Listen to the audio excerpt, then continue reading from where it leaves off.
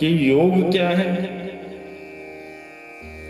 शरीर को उठा पटक करें तब योग होगा, कि ध्यान लगाएं तब योग होगा। योग है क्या? कोई बता सकता है योग की परिभाषा?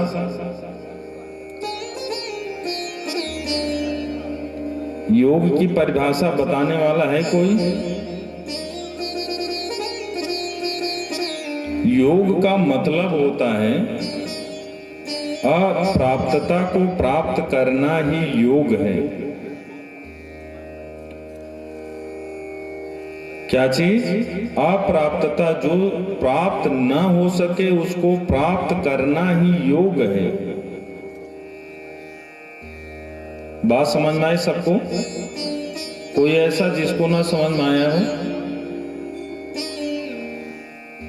योग का तात्पर्य होता अप्राप्तता को प्राप्त करना ही योग है। दूसरा प्रश्न,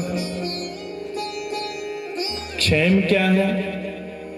जो चीज आपने योग के द्वारा प्राप्त किया है उसको संभाल के रखना वो क्षेम है।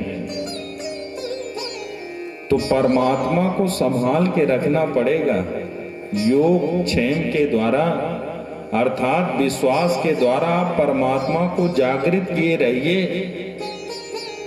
नहीं, और ये कहां से आएगा? इस भगवत भक्ति से आपका विश्वास जागृत होगा कि भगवान ने जो भी कहा है वो सत्य है। आप कहीं भी खोजते रहिए, किसी भी मशीनों से, किसी भी टेलीकास्ट से आपको परमात्मा न मिलेंगे।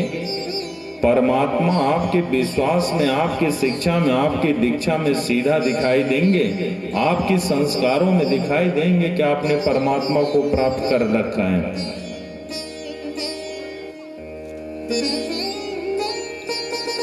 परमात्मा ऐसी अंशभूत इकाई है जिसका कोई पैमाना नहीं कि माप सकें। आपका विश्वास, आपका आत्मबल ही परमात्मा का द्योतक है जो दिखाई देगा।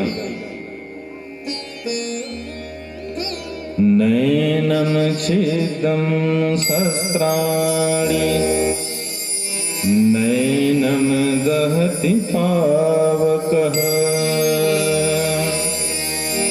न चैनम क्लेदयन्त पायापो न शोषयति मारुतः।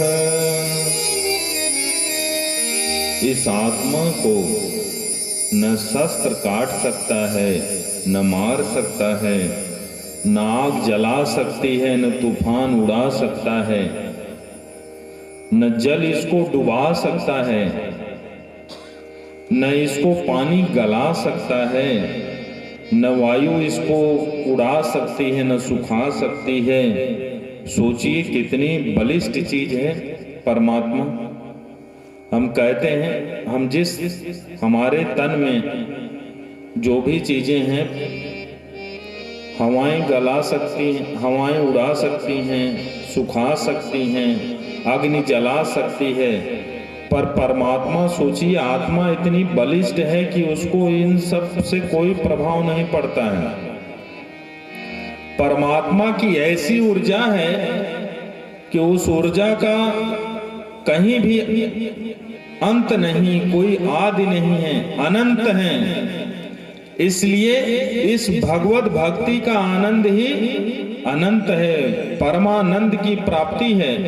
जिसने भगवत भक्ति को अच्छे से श्रवण कर लिया उसी के अंदर जो है परमात्मा की झलक दिखने लगती है। कहा जाता है कि कुछ व्यक्तियों को देख करके इतना दया भाव उत्पन्न हो जाता है कि चरण स्पर्श करने की इच्छाएं होने लगती हैं। कुछ ऐसे व्यक्ति होते हैं जिनको देख करके रास्ते लोग बदल देते हैं।